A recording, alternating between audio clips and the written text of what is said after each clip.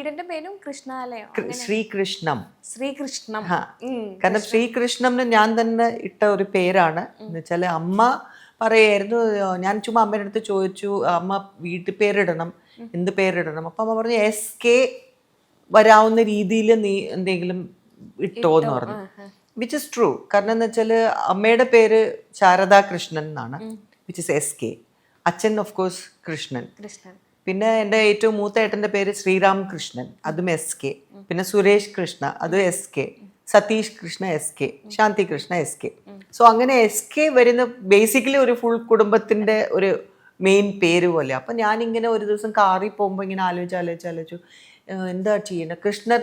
കൃഷ്ണൻ പേര്, കൃഷ്ണൻ്റെ പേര് തന്നെ എല്ലാത്തിലും ഉണ്ട്. അപ്പോൾ SH വരാവുന്ന ശ്രീ എന്ന് പറയുമ്പോൾ ശാന്തിയുടെ SH ആണ്.